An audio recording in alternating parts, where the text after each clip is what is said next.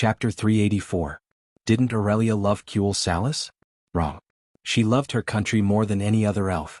As the saying went, the deeper the love, the deeper the hatred. The first time Duque had informed her, she had rushed back to warn the tribe when they were far away in the hinterlands. She had been ignored. She had even been given the Roaring Parliament's high hat. The second time she had barged into the Silver Moon Parliament when the runestone magic circle was broken. There seemed to be some progress, but she immediately realized that the Sun King and the Parliament were still bickering for power when the enemy was right in front of them. A group of higher-ups who had never been willing to understand their enemy had pulled out a small team of trump cards and miscellaneous people, and they had delusions of defeating the well-prepared elite army of 100,000 tribes? Without a doubt, Prince Kale, that's first expedition brought the most terrible consequences. Then the Parliament tried to stand out, and with the goal of suppressing the royal family's party, they also didn't want to understand their enemy, so they went to deliver food to Orgrim and Zujin. The royal family's army of 25,000 was defeated, and less than 5,000 returned. The 40,000 Parliament's elite troops were all annihilated, and less than 400 returned. In addition to the guards lost at the border, more than 70,000 high elves died in battle in a short week. If you added the civilians who couldn't retreat in time, it was 150,000. The high elves couldn't compare to humans in terms of population. In contrast to their long lifespan, they had a low fertility rate.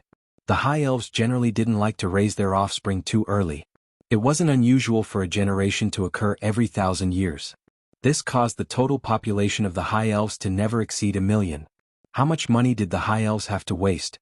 Aurelia had cried, begged, felt sad, and felt hopeless. Even though Duque had warned her time and time again that the higher-ups of Silvermoon City were a bunch of bastards who didn't care about the lives of the people and held each other back for power. Before experiencing all of this, Aurelia had always had a trace of hope and longing for the Sun King and the Parliament. Until this moment, the cruel reality showed her that there was no end to courting death. Countless wooden stakes were erected in the open space outside Silvery Moon City, each with a dead elf stuck in it. Every 15 minutes outside the city, a group of elves would be beheaded by the cruel trolls as they wailed in despair. Aurelia finally gave up on the Sunstrider royal family and the Silver Moon Council. Unexpectedly, when they were at the end of their rope, this group of fellows, who were like rats trying to escape from a sinking ship, suddenly remembered Duque's army. The elite troops that had been waiting at the border since the beginning were strictly forbidden from entering. The reinforcements that Aurelia had pulled over at all costs. Aurelia's cold reply was a challenge to the hearts of the counselors. After playing the political game for thousands of years, these counselors had long since developed a way to deal with almost any situation. Agreeing was not the same as agreeing completely. He refused because the price was too low. He firmly refused because the price was ridiculously low. These counselors, who had spent their entire lives in the political game, were most afraid of encountering this kind of complete disregard. The other party refused to communicate with you, which in itself meant that there was no need to talk. It was only then that the counselors remembered that Duque had sent a liaison officer to Silvery Moon City. They quickly gave up on Illyria, who was a tough nut to crack, and turned their attention to the diplomat who was just as young. Ilucia Barov, the eldest daughter of the Alterac aristocrat Duke Barov's family, and the student of the Alliance's deputy commander, Gambler Marcus? This qualification would not be ignored in front of the king of any human kingdom. Only the arrogant elves would dare to leave her in the state guesthouse and ignore her for a full 10 days. The only problem was that this Miss Barov had the same shocking age as her master. She was only 16 years old this year.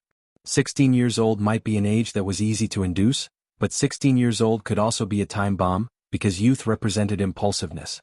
Just the thought of a hothead with a great weapon of mass destruction made every politician's scalp tingle. This was because all the predictions of their thinking patterns and adult rules might not necessarily apply to such people. They worried too much.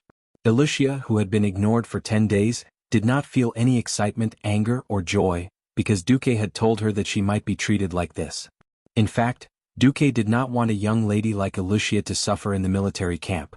Even if mages always received the best treatment, it would never be as comfortable as the Dalajan or her home, Caer Darren. Ilucia had an audience with the king. She was dressed impeccably. She had a head full of beautiful black hair, a perfectly fitted forehead ornament and necklace, and a set of elegant blue mage robes. She had the air of a quiet lady.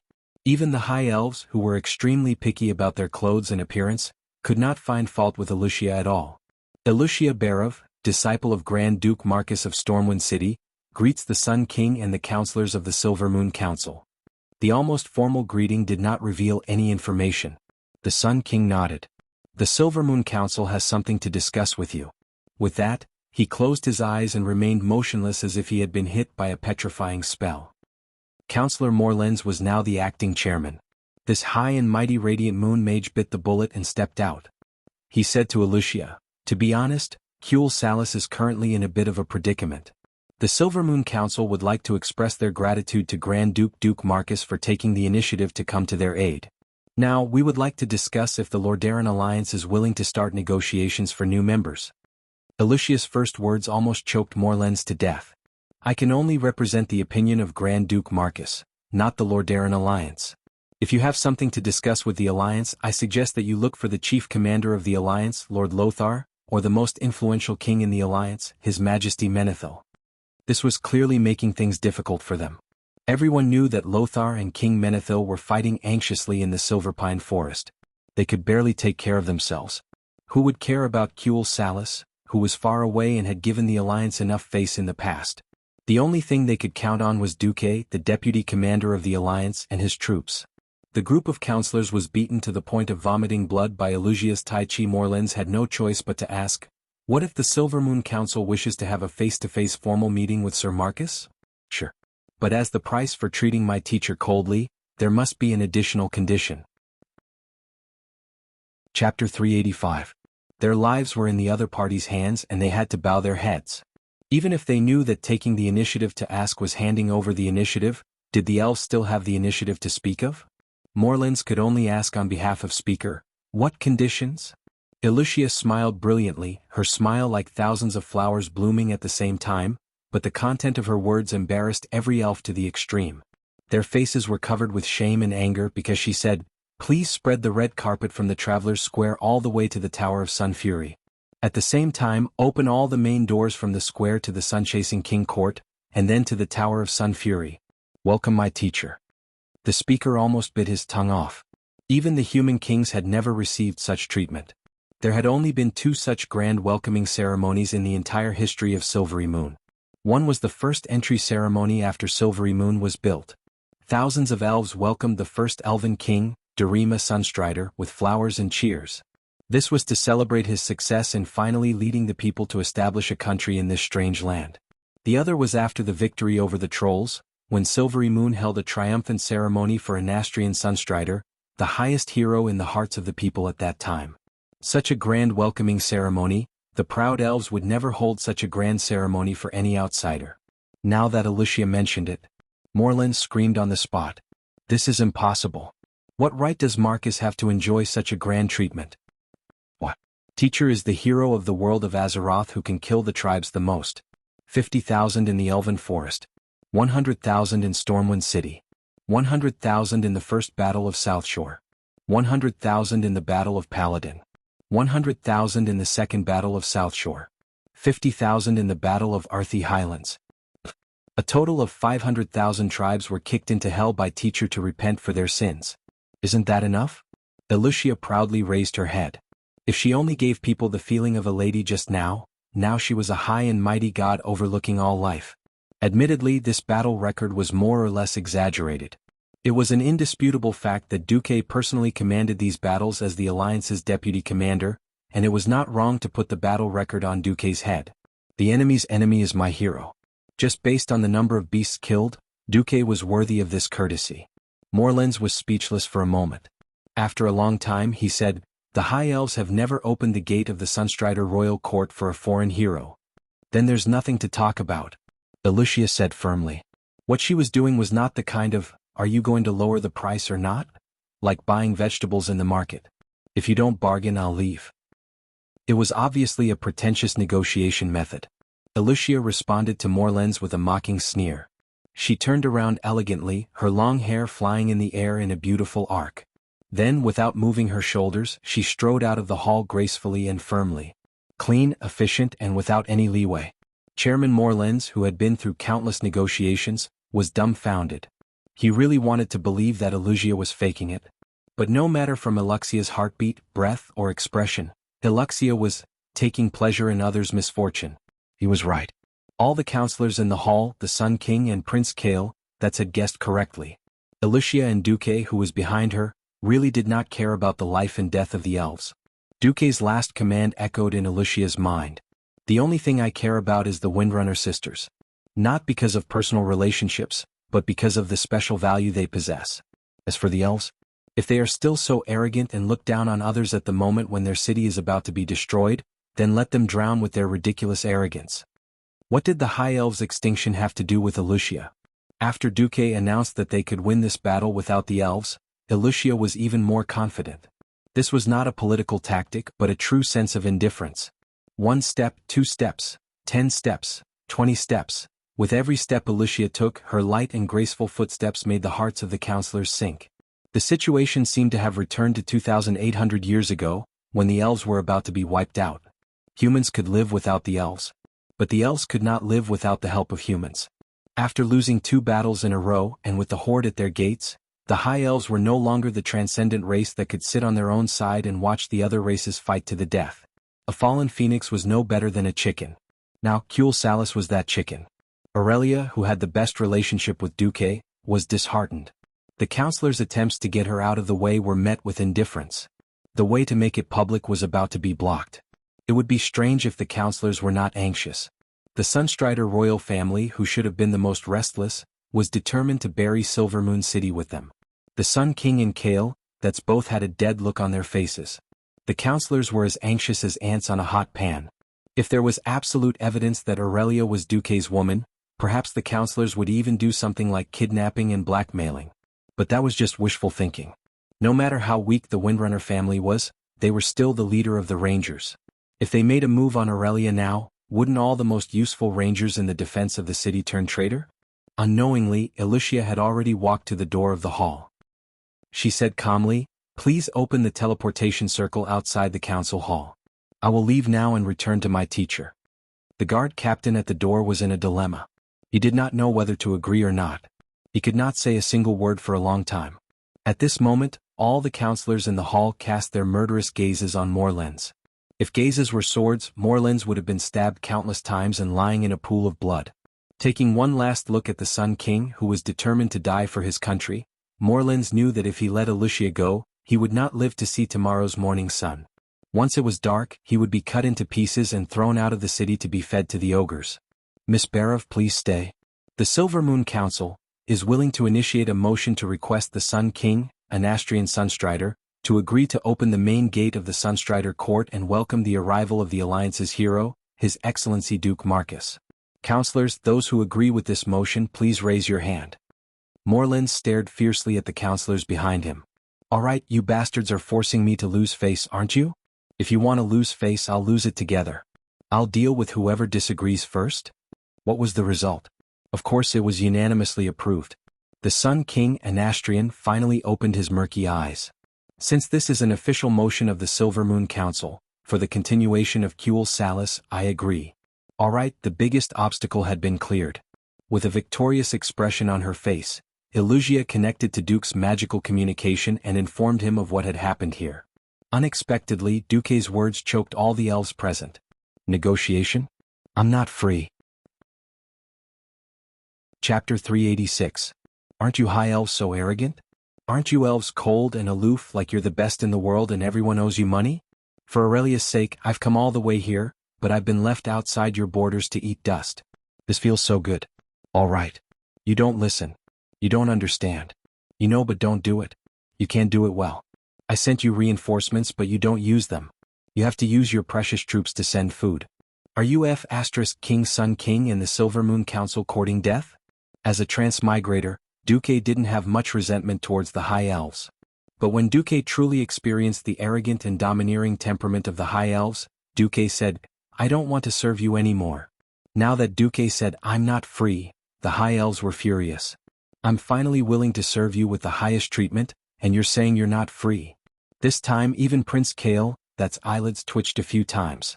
If he was just putting on airs, Duque was undoubtedly going overboard. Of course Duque wasn't that stupid. His reason was even more dignified. In the mirror image, Duque had a regretful look on his face. "Sorry, I'm sorry. I originally planned to help you deal with the main force of the great tribal chief, but I saw that Kuel Salis didn't seem to need support. On the other side, King Menethil urged me more than 10 times to help deal with the tribal division that was causing destruction near Darroshire. So, I transferred the 30,000-strong army away. With that, Duque turned the camera to show the scene of a fierce battle all over the mountains and plains. It wasn't actually a fierce battle. The elves noticed that the humans had gained the absolute upper hand. The human soldiers were methodically surrounding and annihilating the tribes. Considering that Duque was the deputy commander of the Alliance, it was completely reasonable for him to deal with the tribes and the territories of the Alliance first. Who told the High Elves not to join the Alliance? At this moment, all the counselors felt so regretful that their intestines turned green. Countless resentful gazes turned towards the Silvermoon counselor Dalcan, who had given the 8 countries a hard time. Everyone knew that Dooku was trying to get back at him. He was forcing the High Elves to choose between pride and riches. In fact, there wasn't much to choose from. Moral integrity was something that could easily be lost after it had been lost once. 2,800 years ago, the elves sought help from the humans and had no choice but to teach them magic in exchange for the humans' support. 2,800 years later, the elves would only lose their moral integrity once more. Now that the Silver Moon Council had admitted defeat, the Sun King would not exterminate the Silver Moon Council when they were in urgent need of manpower in front of the enemy. Even if they were the worst political enemies, their power as archmages would still come in handy when the enemy was at the gates. The Sun King winked at his son. Kale, that's immediately stepped forward. Duque, the High Elves need your help. Could I trouble you to come to Silvermoon City as soon as possible? As he said this, Kale, that's looked at Aurelia, who was standing at the end of the hall. The eyes of this gentle and elegant prince were full of pleading. He was going to play the emotional card. If it were someone else, Aurelia would definitely not care. But not Kale, that's. Back then, Aurelia had given Duque the mage apprentice's notebook that belonged to Kale, that's. She had been sentenced to 3 months because of Kale, that's pleading. Otherwise, with the political influence of the Windrunner family, she would have been sentenced to 1 year at best or 3 years in prison at worst. Aurelia's mouth moved slightly, and a breeze quietly drifted to Alicia's ear. Alicia immediately understood. She did not do anything but let the camera shine on Aurelia. Duque understood on the spot. All right, when I've dealt with the leader of this division, I'll come over as soon as possible. When Duque said this, the head of the leader of this division, General Nagjar, was right next to Duque's hand. In the original trajectory of history, if Nagjar had been allowed to continue growing, perhaps he would have become a famous tribal hero. Unfortunately, his opponent was Duque. After learning that the annihilation of Hindlands had ended, Duque immediately left an empty camp with less than 300 people outside the Elven Kingdom's border. The main force immediately turned around and joined up with Seamus' division. Cudrin Wildhammer was also very generous. Ever since the pinnacle battle at the wine table, Cudrin personally brought the entire Griffin Knight Regiment. The Air Force Regiment seemed to be a little smaller in terms of numbers with only 1,000 riders. But considering the terrifying combat power of an adult Griffin that could easily take out 20 infantrymen without panting, a Griffin Knight Regiment was actually no less than the combat power of 50,000 people. Apart from that, Cudrin also supported a heavy infantry regiment of 3,000 people from the Eagle Nest Mountain. This time, it wouldn't be an exaggeration to say that Cudrin had emptied his entire base. Flying in the sky and blocking on the ground, the annihilation of this dwarven division was also reasonable. Moreover, Duque knew that Nagjar was ferocious, so he directly formed a team and killed this horde quasi-hero. Moreover, Gavin Rad, Reginald, Cudrin, and Duque, the 4 of them together, no matter how ferocious Nagjar was, he could only die in frustration. In fact, during the magic transmission, Duque even cheated. The background of the battle that the elves saw was actually a video recorded by Duque. The 60,000 troops were already stationed outside the Elven Kingdom's border. Hearing Duke's promise, the elves finally put down their hearts that were hanging in mid-air. That night, the elves held a national banquet, and the guests were Elugia and the 4 Windrunner sisters. If the Sun King's reward for Aurelia and the other sisters was considered normal, then the council was blatantly bribing them. 4 mansions in the Traveler's Square, 5 large ocean-going merchant ships, and more than 10 epic longbows. However, the more smiles the council put on, the colder Aurelia's heart became. Is this the high-ranking elves who control the life and death of hundreds of thousands of elves? Compared to Elugia's appropriate response, the 4 Windrunner sisters were like 4 pieces of wood, purely accompanying her. No matter what, after a preliminary exchange of conditions, Elugia finally promised to communicate with her master again later. As expected, she received an affirmative reply from Duque the day after tomorrow. The Dark Portal Year 2, 18th of June. This was a very special day for the High Elves. When the 100,000 ferocious Horde soldiers besieged the city, Silvery Moon City used the Supreme Sunchaser ceremony to welcome the arrival of a human hero, Duke Marcus.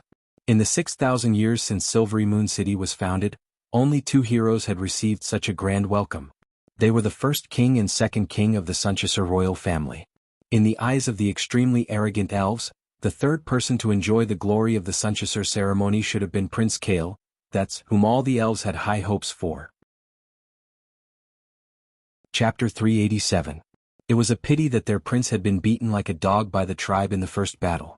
Even though the royal family and the Silvermoon Council spared no effort in publicizing Duque's glorious achievements, every elf with a brain knew that the High Elves had failed once again, and had no choice but to seek help from the humans. Rather than saying that this was a grand welcoming ceremony for a hero, it would be more accurate to say that 100,000 elves had no choice but to witness the noble High Elves being nailed to the pillar of shame once again. The only difference was that this wasn't a humiliating surrender ceremony, but a welcoming ceremony in the name of an ally. The Sun King and the Silvermoon Council only had one last fig leaf left. They had no choice but to urgently need this fig leaf. An army of 70,000 had been destroyed, and 90% of their land had fallen. Even the most optimistic elves did not dare to hope that the High Elves could survive this crisis alone. The panicking citizens needed confidence. The despairing and suffering soldiers needed hope. These were all things that the Sun King and the Silvermoon Council could not give to their citizens and soldiers. Duque, the most powerful orc killer in Azeroth's history, the culprit behind the deaths of 500,000 orcs. His appearance was undoubtedly a boost to the morale of the Kuel Salis elves, who were on the brink of hell. Hence, Duque's arrival had undoubtedly left the elves in a dilemma. Happiness, humiliation, unease, warmth. All sorts of emotions were running through them. At 10 in the morning, the vast Traveler's Square was already tightly surrounded by elven commoners. When their king and parliament couldn't provide them with a sense of security, it was part of their survival instinct to look for a new life-saving straw. If something happened to Duque and he could not come, or if the teleportation portal was disrupted, causing the promised reinforcements to not be able to come, the elven citizens would undoubtedly sink into a deeper despair and fear. Fortunately, Duque did not stand them up. At 10 sharp, in the middle of the square, a huge circular teleportation portal that was 5 stories tall opened. Under the illumination of the sparkling arcane energy, 10 Morning Star elven wizards in uniform rapidly helped to stabilize the portal. Under the gaze of 100,000 pairs of eyes, a rare sight in Silvery Moon appeared on the other side of the portal, followed by the orderly and rhythmic sound of hooves. Huge and pure white warhorses seemed to be performing dressage, taking rhythmic steps as they stepped out of the portal. The first thing that entered the elven citizens' sight were 12 human knights in shining armor. It was clearly the Storm Kingdom's knight armor with a silver base and blue edges. Unexpectedly, the flags they held in their hands were in a mess, with all kinds of colors. At first, some ignorant citizens sneered softly. 2 seconds later, they exclaimed from the bottom of their hearts. The war flags were the war flags of the tribes. One of the war flags had the same symbol as the one used to besiege Silvermoon City. It was the war flag of the Blackrock tribe. Not only were there flags, but there were also a dozen huge orc heads frozen with ice magic. Banners written in the elven language were inserted into the ice, announcing the identities of these heads. Surprisingly, each of these heads belonged to a tribal chief. Among them, the most eye-catching were the words head of the great tribal chief Black Hand. That's right. That's right. These Alliance Knights were displaying the Alliance's achievements to the elves with the attitude of victors. They were displaying Duke's great achievements. Behind the 12 knights were the 12 Earth Wizards. As soon as they appeared, they lined up neatly on both sides, bowing at a 45-degree angle as they awaited the arrival of the most important person. Finally, there was a loud sound in the sky and Duque made a dazzling appearance. Accompanied by the deafening thunder, Duque appeared in the teleportation portal, enveloped by a tornado formed from 5 different elements. A wriggling chain of lightning. A violently spinning gale shield. An incomparably scorching snake of flames. A bone-chilling barrier of ice. An incomparably mysterious light of arcane magic. 5 different types of power could actually blend together harmoniously, turning into 12 spinning elemental energy balls that floated above Duque's head. Duque's move directly defeated Prince Kael, that's who always had 3 arcane energy balls floating above his head. In fact, it was not just Kale, that's. Acting Chairman Morlens, who had been waiting at the side, also had an awkward expression on his face. Duque's people were invited by the Silver Moon Council on their knees. Even if the other party was obviously trying to humiliate them, the Silver Moon Council could only swallow it. Morlens pretended not to see anything, and put on a warm face as he followed Alugia to welcome him. "Welcome, Teacher Duque.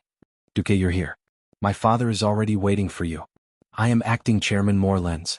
I represent the Silver Moon Council in welcoming you, Your Excellency Grand Duke Marcus." 3 people, 3 different forms of address, but it did not seem out of place on this occasion.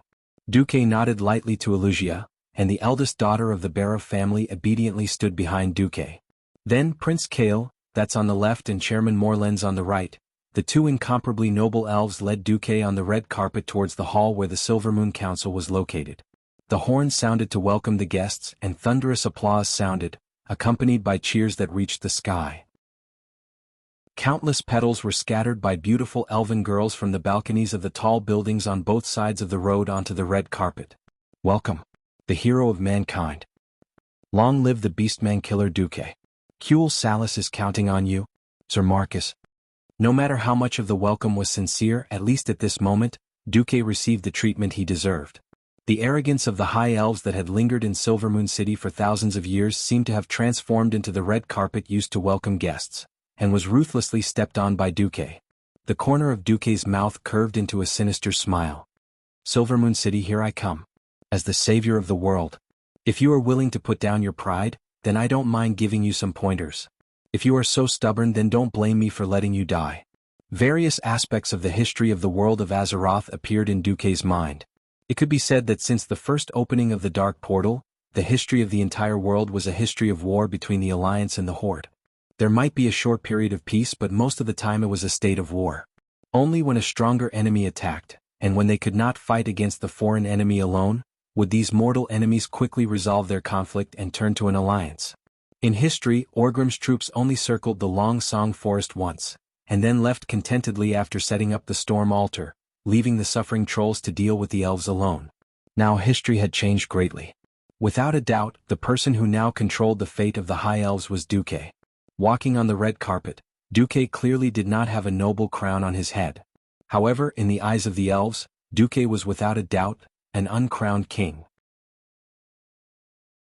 Chapter 388. The Uncrowned King. It sounded nice, but most people would think that it was useless to not be a king. In fact, this majority was wrong. No one knew better than Duque, who was a transmigrator. Without the support of power, the title of king was even more meaningless than an empty title. If the orcs and trolls from the First and Second Wars were considered mortals, then the Third War at the Dark Portal would start. In that case, starting from the Third Battle of the Dark Portal, things like resurrection from the dead, the Calamity Army formed from the undead, dragons, elemental lords, ancient gods. When a large number of ordinary people saw these things that would make them piss their pants, everyone would know that any country that didn't have enough power to support it was nothing more than child's play. Only power. Only then would Duque be able to stand at the peak of the world's nations. Now Duque stood there, his formless power like a storm, easily sweeping through the entire Traveler's Square. Tens of thousands of elves consciously formed a long line. Whether they were willing or not, they had to worship Duque and pray for Duque's salvation. It was as if a silent image was overlapping with history, just like the scene from 2,800 years ago. Accompanying the elven hero Anastrian Sunstrider into the city was the greatest emperor in human history, Thoradin the Great.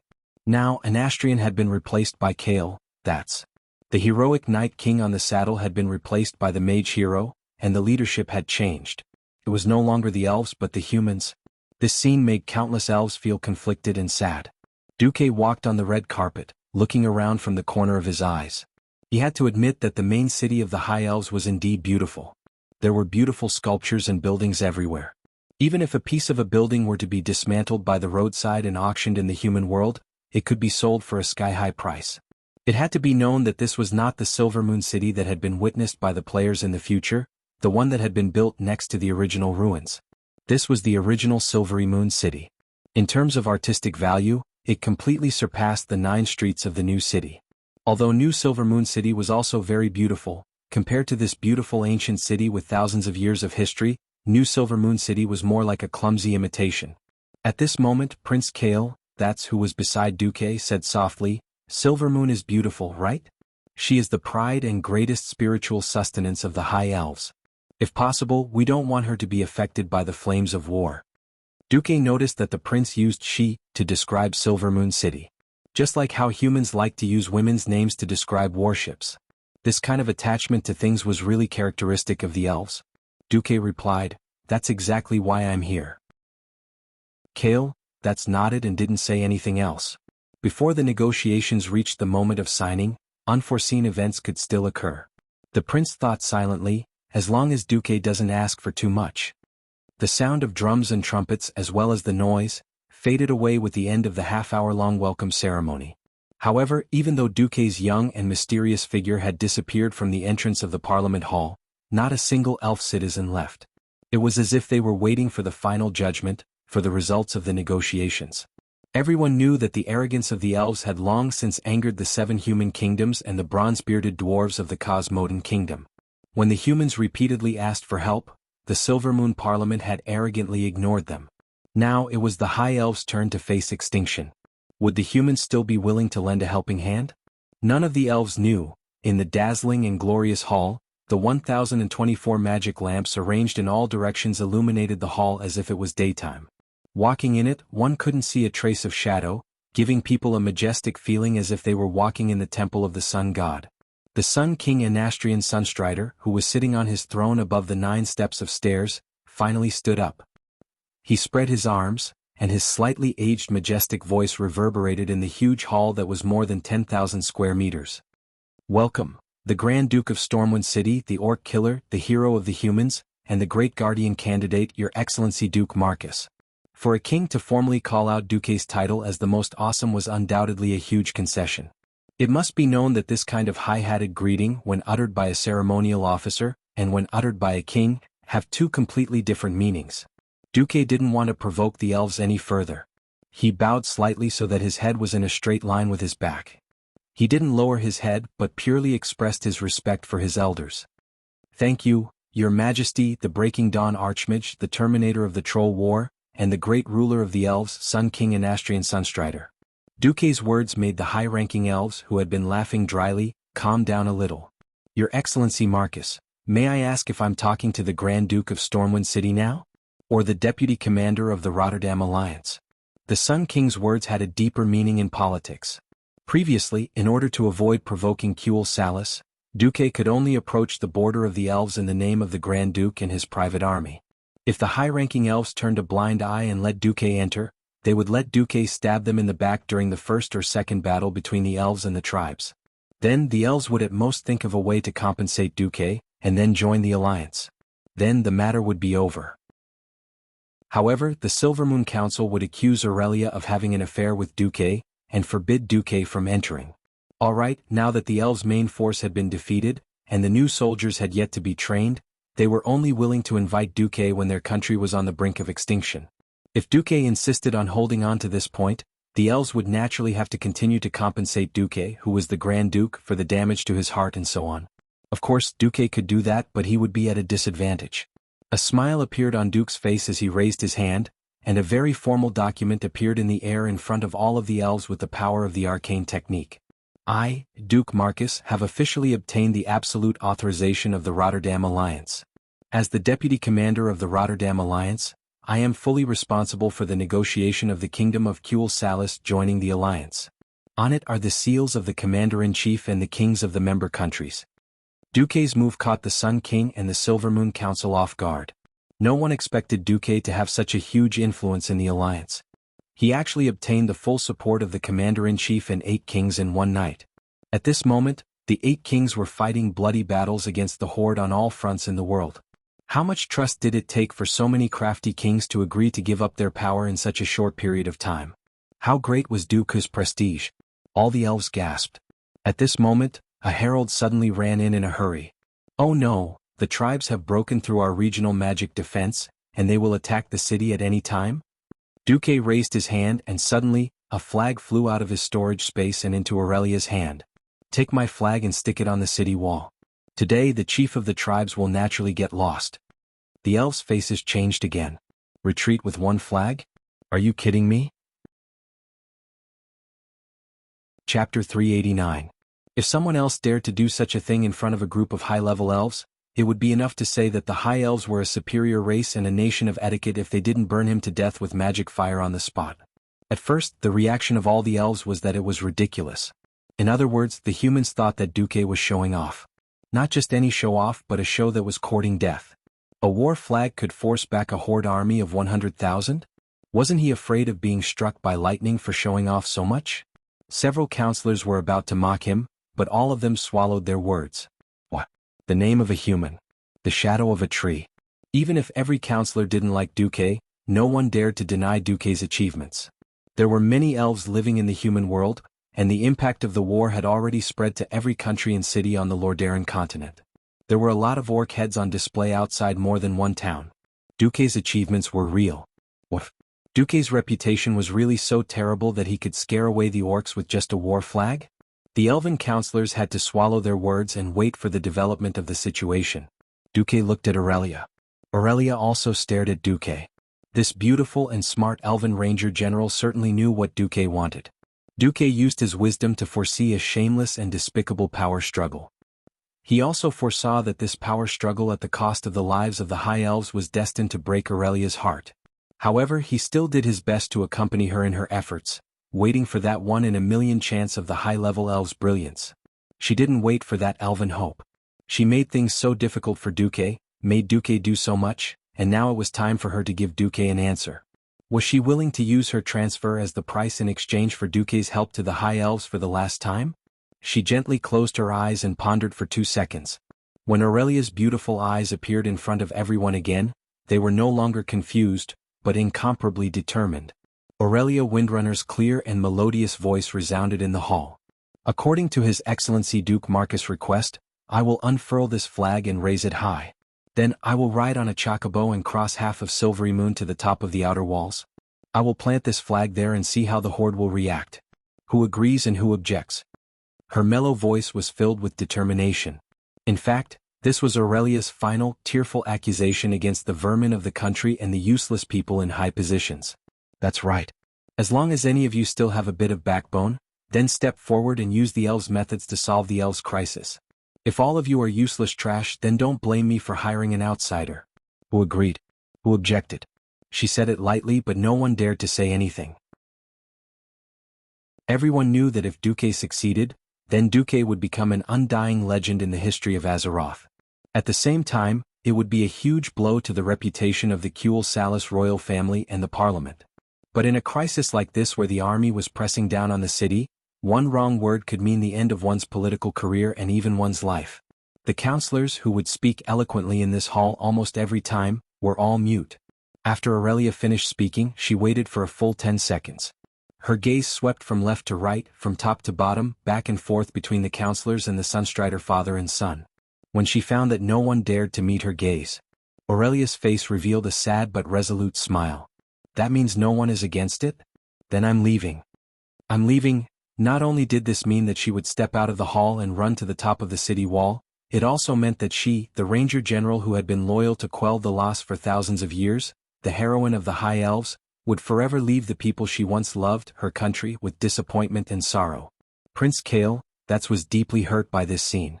He almost instinctively raised his right hand as if he wanted to ask Aurelia to stay, but he still put down his hand dejectedly. After seeing the prince's action, Aurelia opened her mouth slightly as if she wanted to say something, but in the end she didn't say a word. She turned around and walked away. Tisk. Illyria wasn't the only one. Servanas, who was also a ranger general, also turned around and left with her sister. However, what she left behind for the counselors was the back of her head, which was even more rebellious. Time in the hall seemed to freeze. No one spoke because everyone was waiting for the result. In the end, a shocking legend would be born. Or would it create a joke that would be laughed at for 10,000 years? Every high-ranking person was looking forward to it. Aurelia strode out of the hall, and her third and fourth sisters immediately came up to her. Let's go. A certain braggart claimed that he could scare off Orgrim with a flag. Let's go and see. Without hesitation, the 4 Windrunner sisters flew up to their mounts. Under the watchful eyes of the crowd, they unfurled Duque's huge blue storm emblem flag. Compared to Silvermoon City, which had red and gold as its base color, this refreshing blue was so out of place. It was so abrupt and glaring.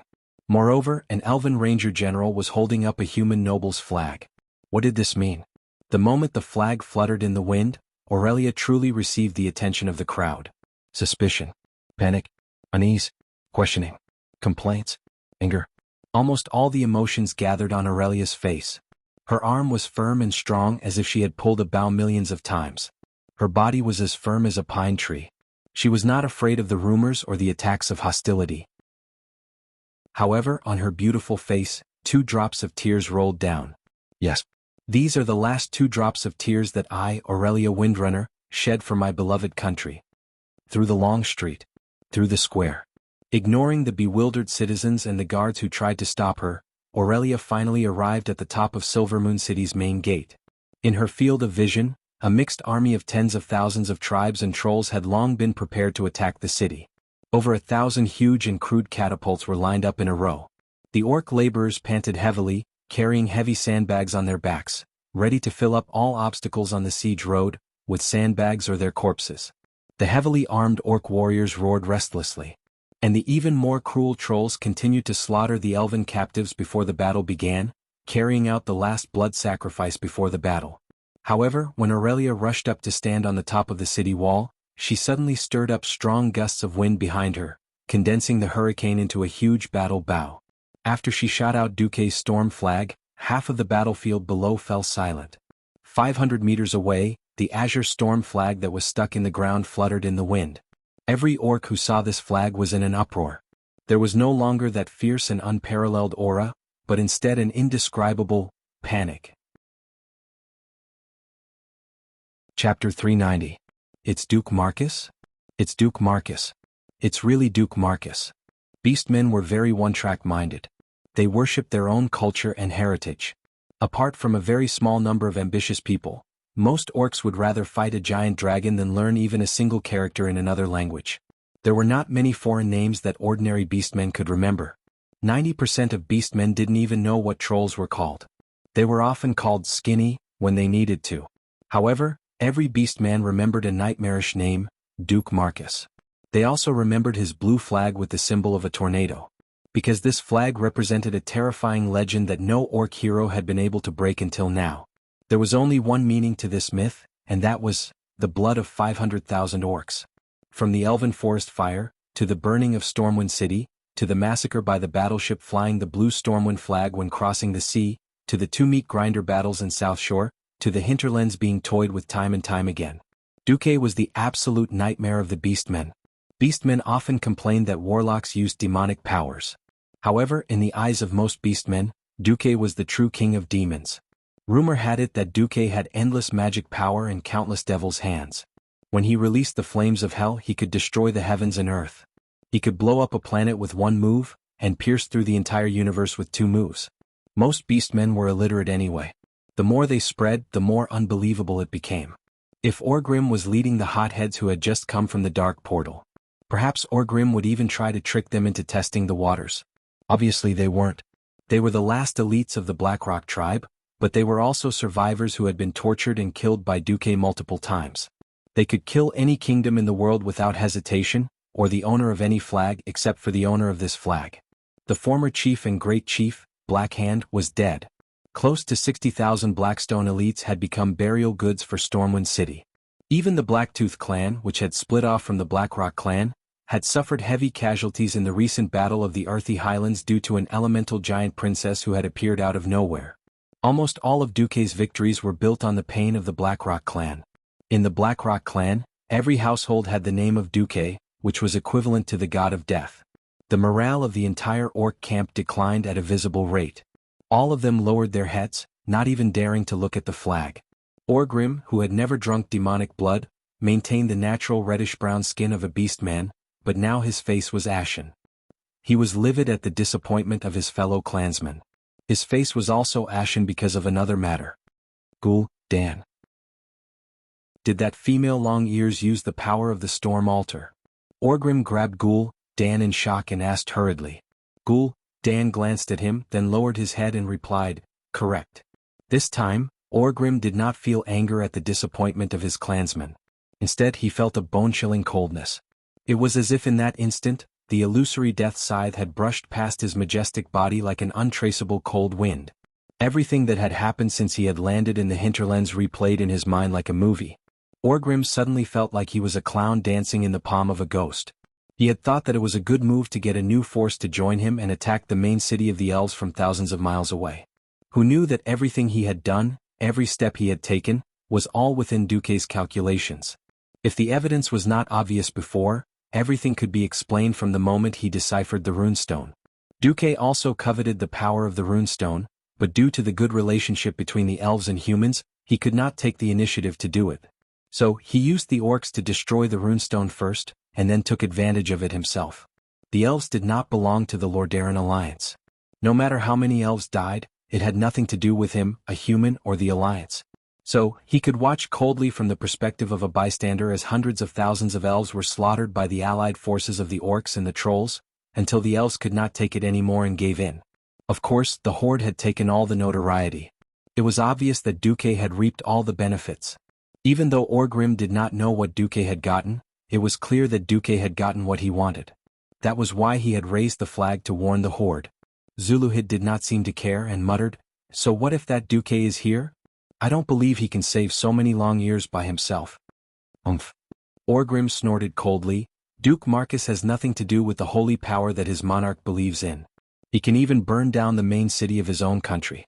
Why can't he burn down the city of the Long Ears when the horde attacks this one, and let us be buried with the Long Ears? If he could be so cruel to himself, he would definitely be even more cruel to others." This logic seemed to be accurate. It was a pity that Orgrim would never know that Duque's origins had nothing to do with Stormwind City. Orgrim felt bitter. The great chief hesitated. With regards to Duke's defensive skills, Orgrim definitely had a deep understanding of them. The cries of his compatriots who had died under the three-dimensional attacks seemed to echo in Orgrim's ears. If Orgrim had the Horde's army at hand, he would have a steady stream of orc reinforcements with the Dark Portal's supply line at his back. Perhaps Orgrim really did not believe it and wanted to fight Duque. No matter what, destroying a race's capital was still something that boosted the morale of the race. That was under the premise that Duque did not interfere. But now the situation had changed drastically. Originally, Orgrim thought that even if Grom Hellscream's main force could not take down the capital of the strongest human kingdom, Lordaeron, they would still be able to deal a heavy blow to the allied forces. Who would have thought that Grom's assault would be destroyed by a new flaming weapon invented by Duque? He only found out about this after he promised Zhu Jin to attack the elves and stepped into the Long Song forest. Grom could no longer rely on his own forces to break out of the encirclement, and needed his Blackrock clan. He did not have the capital to waste any more time here. Moreover, Duque's personality was one that would bite off a piece of flesh from you even if he suffered heavy losses. This gave Orgrim a headache the most. With all these factors in mind, Orgrim believed that retreating was the only option. He would never have thought that if he really wanted to fight, Silvery Moon would not be able to withstand it. Inform Zhu Jin. Retreat. The Great Chief ordered. Chapter 391.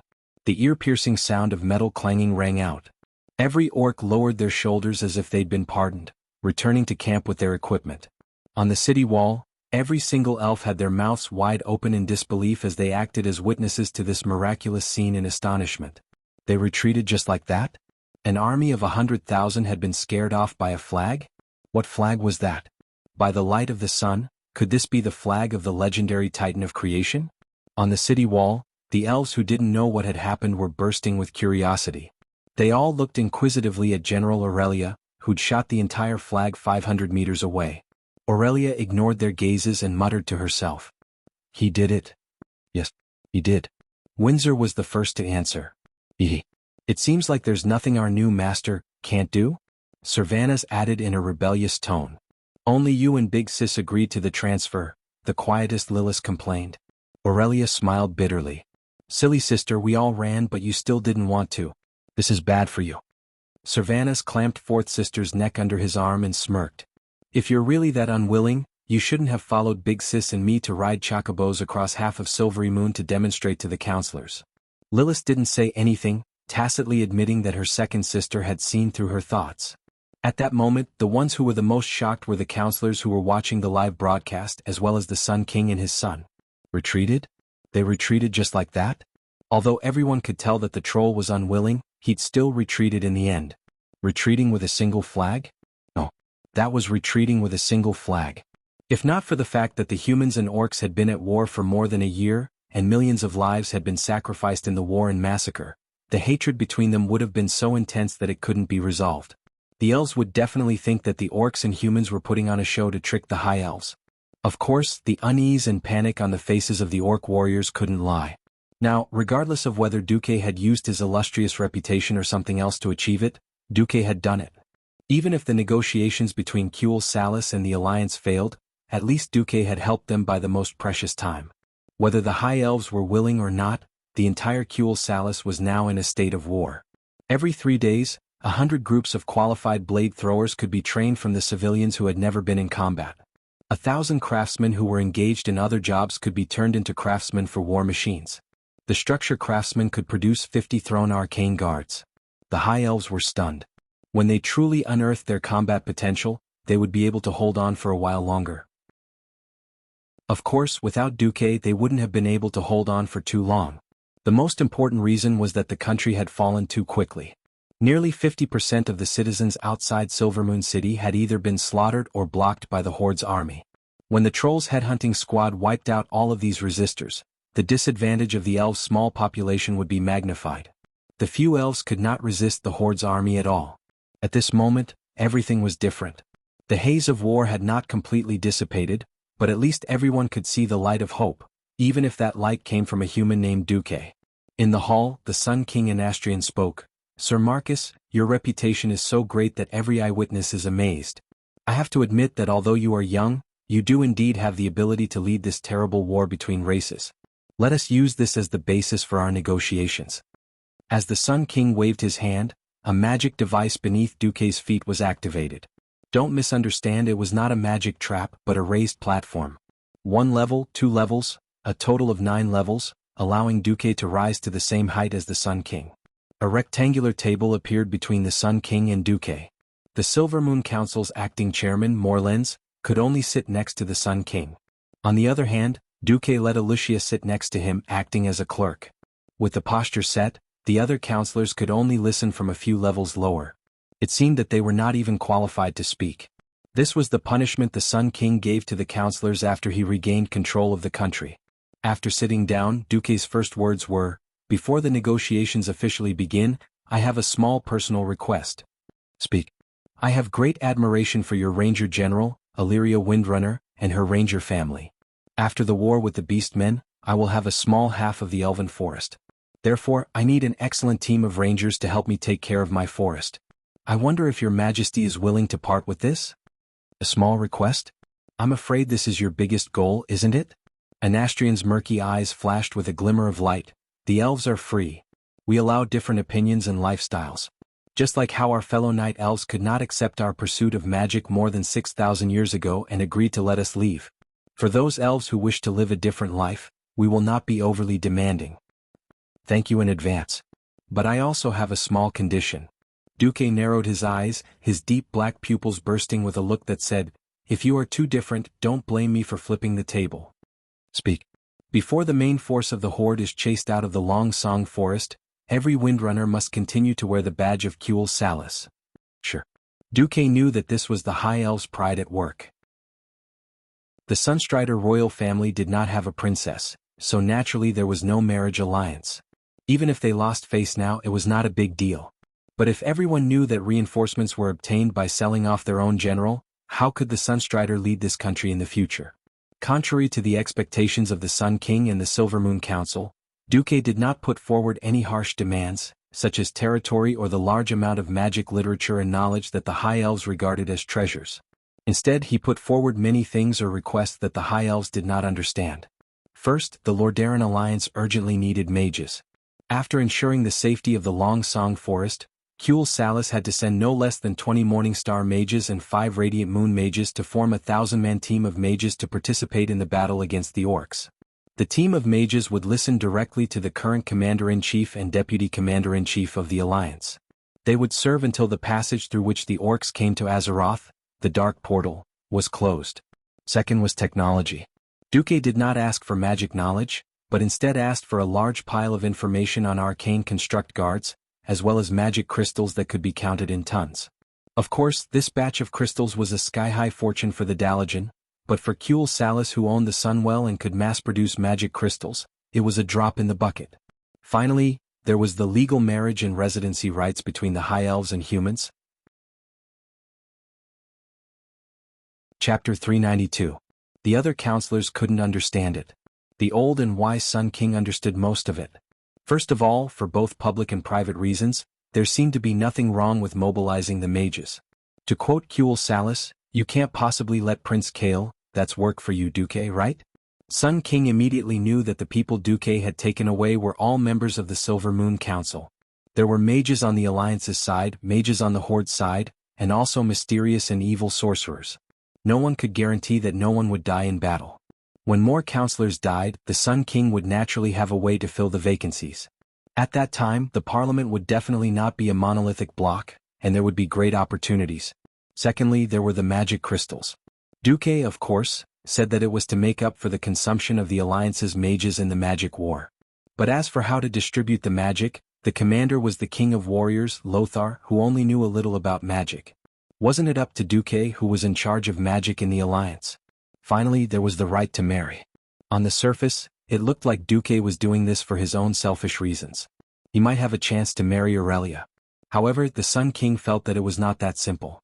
The High Elves used to boast that their bloodline was nobler than the other races, and they were not allowed to marry openly.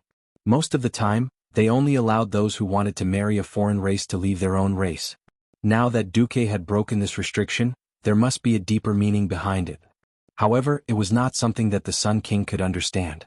In any case, Duque didn't make things difficult for the elves on the core issue that the elves were most concerned about. This was already Duque being merciful. After all, the aid from the Alliance was specified within a limited time, the leaders of both sides officially signed. That night, the Sunstrider royal family eagerly announced their decision to join the Alliance to all their citizens, as well as all the terms transparently and openly.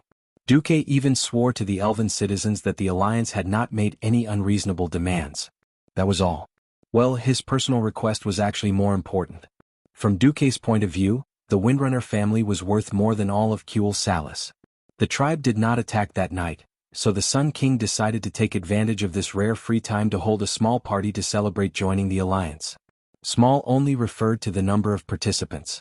The specifications were still off the charts. Almost all the big shots in Silvermoon City had come. Melodious music, psychedelic lighting, and especially elf-style sweet wine, in particular when the marquises and duchesses deliberately showed off their curvaceous bodies in front of Duque.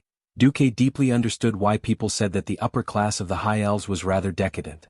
But then again, looking at the rosy cheeks, the delicate lips, the plump snow-white skin, and the towering twin peaks, Duke almost couldn't hold them in. Dear host, these females are very much in line with your aesthetic standards, but for the sake of your safety and integrity, I must inform you that the 4 female High Elves with the surname Windrunner are watching you in a special way. Shut up. After bickering with the system elf in his own mental world, Duque saw Kale, that's coming over. Well, that's rare. Duke, I thought you worked so hard to get father to approve the intermarriage because you wanted to get some benefits for yourself? Kale, that's and Duke didn't have any irreconcilable conflicts. It should be said that they didn't have any conflicts at all, so they were still considered friends in private. Duque raised his exquisite crystal wine glass. Alright, I admit that the beauties of the High Elves are definitely the most unique scenery I've seen in my life. For most High Elves, time is eternal, and only white scenery is left in the sky of history. So they seek excitement and novelty to tell themselves that they are still alive. As expected of the handsome prince who was known for being cultured and refined. Even his casual words were so philosophical and poetic. Duque smiled. Does that mean that the universe in which you are in is blurred and everything is like a dream? Kale, that was slightly stunned. He did not expect Duque to be so cultured. After all, he had never talked to Duque in detail, and subconsciously felt that a 16-year-old youth from a commoner's background would not have good self-restraint. Kale, that smiled subconsciously. If this is a dream, then it's too bad. I hope this is just a slight low point in the long river of history. Yes, this is indeed a low point for the High Elves as an ally of the Elves for 3,000 years. And as a good friend of yours, Kale, I should do my part to help you and the High Elves rise again. Duque rarely boasted like this. Coupled with Duque's shocking achievements, this kind of empty promise seemed extra tempting. Kale, that was unusually clear-headed. Although I can't wait to see your heroism, Duque. Before that, we have to at least wait for a new batch of soldiers to be trained. It's fine. In 5 days at most, our armies will be able to converge, and then we can hunt together, Duque said mysteriously. There were some things that could not be said openly. Kale, that was not sure what Duque had prepared. But one thing was certain, and that was that Duque had found the Sunstrider royal family and not the Silvermoon Council as a partner. Finally getting rid of the wild bees and butterflies, it did not take Duque long to find Aurelia, who was drinking alone on a balcony not far from the banquet hall. Her gorgeous long golden hair fluttered gently in the night wind. Her exquisite and flawless facial features were like a perfect work of art. Under her thin eyelashes, the pair of green eyes that he had just glimpsed were closed, but one could still feel the charm that sucked people in. From a distance, her body was so slender that it seemed like porcelain that would shatter at a touch. She could not be considered the most perfect and beautiful. Purely from a delicate point of view, Aurelia even lost to Princess Kalia Menethil. But when he walked closer, he found that the long period of training made her figure easily outline a very sexy and wild beauty at any time. After killing so many people, there was naturally a faint murderous aura. This aura naturally made Aurelia a special existence that most people could only look at from afar and not play with. But to Duque she exuded a breathtaking charm. It was such a beautiful woman who seemed to have walked out of the legends of bards, a mixture of wild and noble beauty, who had an indescribable desolation on her face at this moment.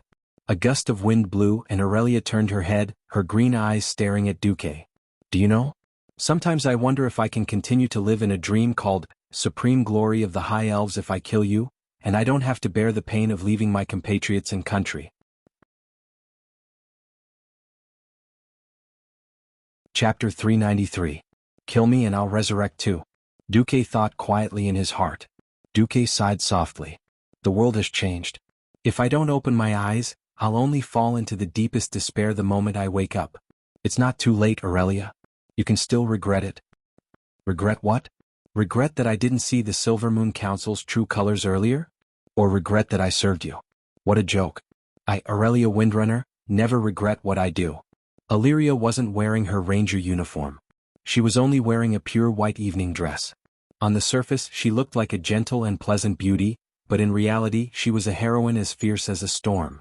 At some point, Aurelia was already leaning on Duque's shoulder, who was wearing a blue and white evening gown. Because Duque had grown taller, Aurelia was now slightly lower than Duque's head. She snuggled up to Duque, and even when Duque consciously hugged her waist, she didn't feel uncomfortable at all. It was as harmonious as a perfect painting. Duque said lightly, "It's good that you don't regret it. Little rascal, not regretting it doesn't mean you're not sad or in pain." After a pause, Aurelia continued, "Don't move, just let me lean on you for a while." Okay. The two snuggled up to each other, enjoying the warmth from each other and the warm feeling of their souls merging. After an unknown period of time. "Hey Duque, what will happen to Azeroth in the future?" Duque looked up at the starry sky with a deep expression. His gaze seemed to have transcended the void, transcended history, and arrived at a certain node in the future. Duque's voice was ethereal and dreamy. "The Burning Legion has made a move again. Even if I don't want to admit it, beating Sargeras into the bottomless abyss isn't the end. In 5 years at the earliest or 10 years at the latest, the Burning Legion will definitely make a bigger move. At that time we might need all the races to work together to get through this." Aurelia's whole body trembled, and the 3 beautiful figures who had been eavesdropping on the tree not far away also trembled. The Windrunner sisters recalled all of Duque's miracles. That kind of prophecy of the highest level, like a charlatan, gave each of them a strange premonition. It was as if their fates would be tightly linked to Duque's future. He gently stroked Aurelia's soft golden hair. "But before that, I promise you that I will make the culprit behind the massacre of the High Elves, Zhu Jin, pay the most tragic price." At that moment, Duque felt Aurelia's fingers tighten around him. Those fingers that looked like tender white jade suddenly turned into the sharpest dragon's claws. The great force that came from those fingers made Duque's shoulder feel a little pain. "I'm sorry." Aurelia suddenly came to her senses and apologized. "It's okay." Duque silently added the fitness option to his growth plan. "Should I get a battle mage subclass?" Almost at the same time, Zhu Jin, who was in the tribe's main camp, felt his mind go blank. The tribe has done enough for the trolls. Now it's time for the trolls to fulfill their promise and serve the tribe. I need the trolls to obey orders and follow us to attack the humans' capital. Zhu Jin thought that he was hearing things. However, the serious expressions of Orgrim and the other tribe chiefs told him that they were not joking. The hatred accumulated over the generations, the voices and smiles of the trolls who had died tragically, all of this seemed to naturally appear in his mind. He almost didn't think and subconsciously smashed the table in front of him, shouting, "Don't worry, I'll kill you." Betrayal. This is the tribe's betrayal to the trolls. A ray of black light shot out from the Troll King's palm, almost splitting Orgrim's hideous face in half. It was a battle axe that had been strengthened by the power of storms. Kargath Bladefist, the chieftain of the Shattered Palm clan, swung the blade attached to his arm like lightning, instantly knocking away the battle axe that Zhu Jin had thrown. The battle axe that flew away hit the largest support of the huge tent. With a loud bang, a gust of wind shot out from the axe. Under the impact of the wind, the huge tent that was made of animal skin was torn into pieces by the huge force, flying everywhere in an instant. The turbulence caused by the wind instantly sent a few of the personal guards stationed near the chieftain's tent flying. One of them even crashed into a huge stone pillar beside the tent, almost causing him to cry out in pain. However, the loyal personal guard did not have the time to complain. He ignored the pain in his back that felt like all the bones in his body had been broken, and crawled up from the ground. As he rushed towards the tent, he shouted, "Enemy attack!" The chieftain's tent was attacked. In less than a second, the entire tribe's camp was in an uproar. "It's okay. Calm down. All of you calm down." Orgrim's thunderous roar temporarily calmed the crowd down. When the gigantic tent collapsed, revealing the panting Zhu Jin and the cold-looking Kargath, who had raised the sharp blade in his arm, all of them realized that the trolls and the horde seemed to have fallen apart. Zhu Jin was not alone. Besides Zhu Jin, there were also a few chieftains from different clans. It would not be an exaggeration to say that Zhu Jin was a small chieftain of the tribe. When Zhu Jin got into a fighting stance, they naturally took out their weapons. Originally, the beastmen and trolls had already set up camp together, and there were no fences separating them. Now that there was such a sudden turn of events, everyone was dumbfounded. They picked up their weapons not knowing whether they should attack or not. "Orgrim, you liar. We agreed to conquer the entire world together. The beastmen wanted the plains and mountains and the trolls wanted all the forests." Zhu Jin excitedly waved his long and powerful arms, roaring loudly. "The tribe did not lie to you. This is our final goal. However, in the contract we wrote that the tribe will help you defeat the main forces of the High Elves, and the trolls will take their final revenge." It was clearly written in the contract. Orgrim took out the contract and raised it up high. "The tribe has killed a total of 70,000 High Elves in the 2 battles. In reality, you trolls have also killed more than 100,000 High Elven civilians. The tribe has fulfilled its promise." "No, this is not enough. Those long-eared Silvery Moon City are still here." "What? Why did the beastmen retreat when they saw the blue war flag today?" "No, the main point is not the war flag. The main point is that we have received the latest news. The tribe's other army of 200,000 beastmen has been obstructed and surrounded in the Silvery Pine Forest. We need to quickly conquer the capital of a human kingdom, reduce the pressure on them and rescue them." Orgrim tried to cover up everything by saying that it was a strategic need. From a strategic point of view, Orgrim's choice was undoubtedly correct. Chapter 394. After all the chiefs agreed that Duque was using the Horde to weaken the High Elves. If the Horde dared to attack Silvery Moon, Duque would dare to burn the city again. Even if it was a perfect misunderstanding, and even if Duque wanted to burn the city, the elves would not allow it. But the Horde did not know. An alliance that had not been broken for 2,800 years. It sounded grand, didn't it? The Horde was a different race and lacked information. Who knew about the petty conflicts between the humans and the elves? In the end, all the chiefs thought that rather than wasting their elites on the elves, who could not harm the humans, it was better to send troops to attack the humans' vital cities.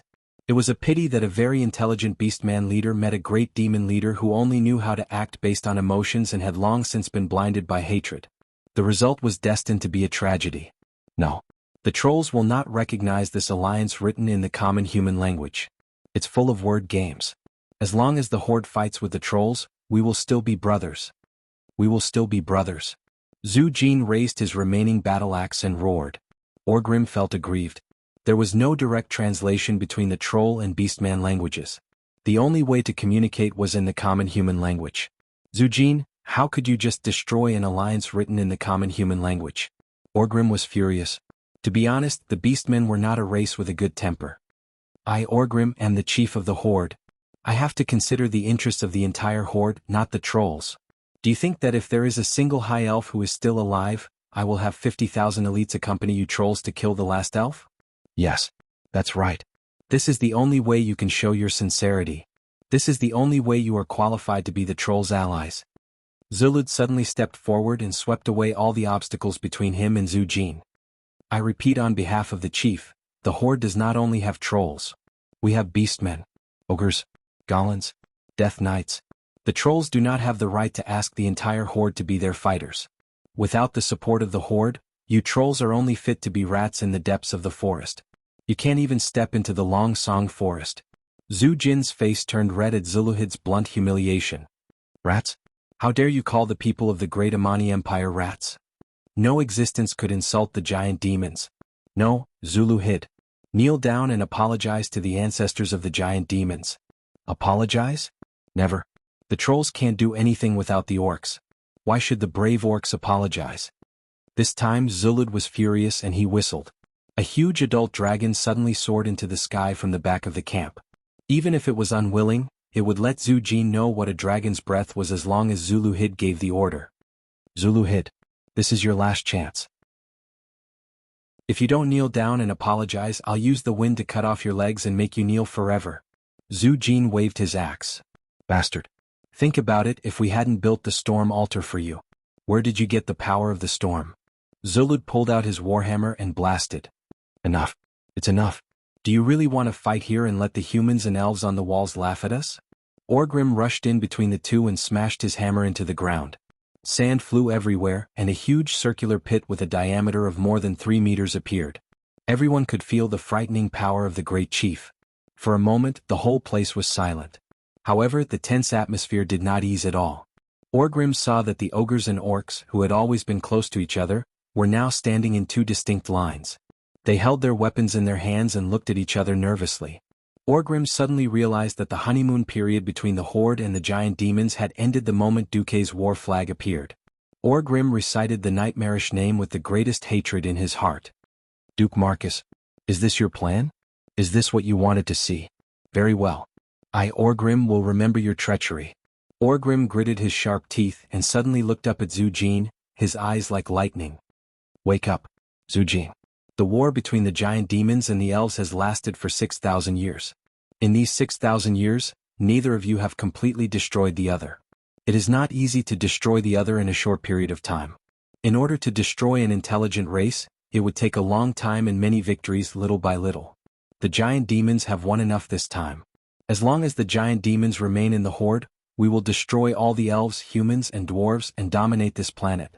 Orgrim's earnest guidance could not be said to be without good intentions. If it were another clear-headed leader with a higher level of intelligence, perhaps he would have listened. Unfortunately, revenge and the consecutive victories had caused Zujin's originally low intelligence to fall to the same level as a retard. He decisively refused. There's no need. The giant demons are ashamed to be associated with a tribe that was scared away by a flag. Zujin raised the remaining axe in his hand and shouted, Giant demons! We don't need to rely on the cowardly orc tribe. We can destroy Silvery Moon City ourselves.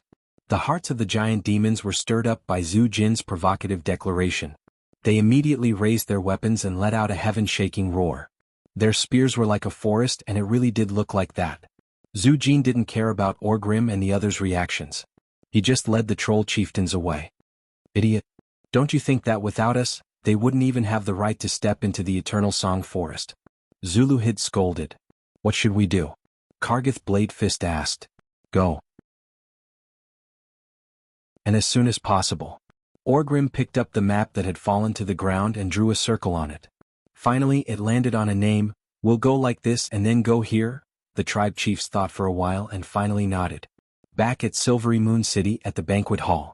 Duke reluctantly let go of Aurelia. Duke, rest early. Perhaps tomorrow will be a bitter battle. After all, there are at least 4 days before your reinforcements arrive. Bitter battle? What bitter battle? Duque pretended to be ignorant. What do you mean?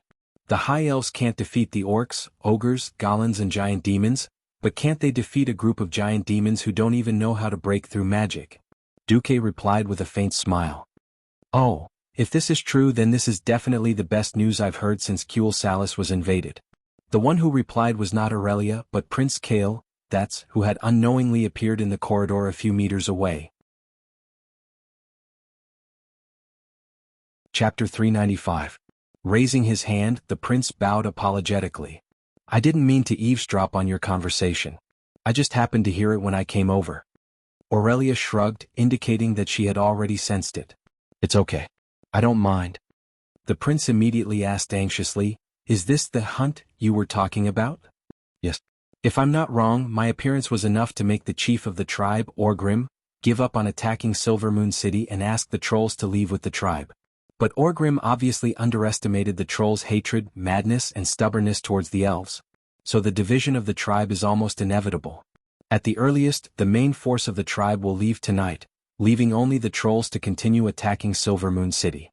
Duque's words made the eyes of the prince, Aurelia, and the 3 windrunners in charge of eavesdropping immediately brighten. Really? 1 man and 4 women, 5 voices almost at the same time. F***CK, Illyria was his rumored girlfriend. Forget about his rumored future sisters-in-law eavesdropping, they even gave themselves away together. What the hell was this? Duque was very embarrassed. Duque could only pretend that he was not talking about love and communicating with Aurelia. With a businesslike expression, he raised the wine glass that he had placed on the balcony railing. Yes, a hunt. Consider it a small gift from me and Kale, that's as a witness of friendship. Awesome. Too awesome. Kale, that's eyebrows almost stretched to the side of the door frame in joy. Of course, this was an exaggerated figure of speech. Don't believe it. But the prince's joy was not simple. Kale, that's had lived for more than 1,000 years, and he had also been an idiot for more than 1,000 years. He had always been a perfectionist, and he had always lived in the gap between responsibility and glory. He was afraid that if he did not do well, he would not be able to be a role model for the elves. So Kale, that's had always been more demanding of himself than a Virgo's perfectionist creed. Ever since his army was defeated, he had been under too much pressure. Even if he did not want to listen or ask, he could still hear the criticism of his subjects from time to time, and feel the resentful gazes of the families of the fallen. Those were the lives of 20,000 high elves. Just like that, the hopes of the clansmen were destroyed by him. Perhaps he could use various objective circumstances to explain this defeat. But to him, Kale, this was the worst first battle he had ever had. A defeat was a defeat. No matter what explanation he used, this was a stain that he, Kale, could not erase. A stain that would accompany him for life. For the past few days, he had been trying his best to cheer himself up, comforting and encouraging himself. However, his mental exhaustion was getting worse. He really didn't know when the mountain-like mental pressure would crush him. Just when he felt that he couldn't take it anymore and was about to collapse, Duque actually said that he would give him a great credit. Even if he knew that Duque would get the most credit. But his heart couldn't help but jump for joy. That's right. Even if it was a victory without doing anything, it was 10,000 times better than not winning. On the other side, Aurelia also tactfully resolved the prince's embarrassment. His Highness Kale, is an excellent prince. Unfortunately, the situation forced him to put an excessive burden on his shoulders too early. If it was done step by step, His Highness would definitely do better. Yes, that previous battle was a pity. To let a dumb guy with no military experience. Dumb guy. Kale, was puzzled by this title. Duque, this bastard, was seriously making up a big truth that even he didn't believe. In my hometown, it's customary to add the word Z to the first word of a man's name to form a nickname for him. That's why I'm used to calling Kale, dumb guy. Sorry if you don't like it, I can. No. I like the title, dumb guy, very much. Kale, voluntarily entered the dumb guy mode. Please go back to the previous topic. Well, even the gods couldn't save him. Why do humans have knight candidates and reserve soldiers? It's the same logic.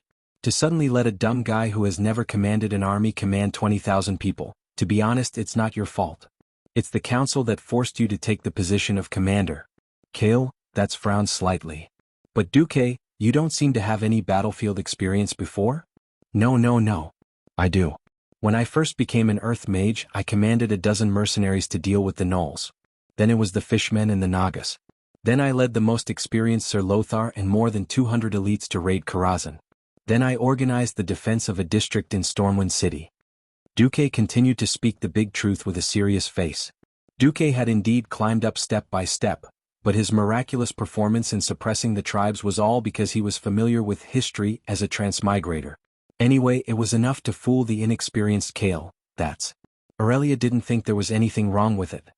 So, dumb guy, what you need the most now is a mentor who can give you actual combat experience and guide you to deal with the tense situation in front of you and achieve victory. That's right. That person is your brother, me Duque.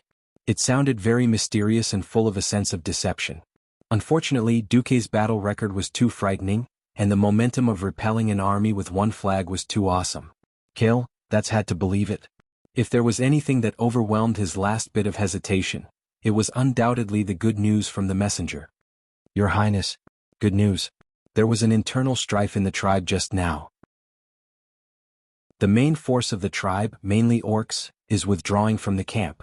Only the trolls are left. Kale, that's and the others were all shocked.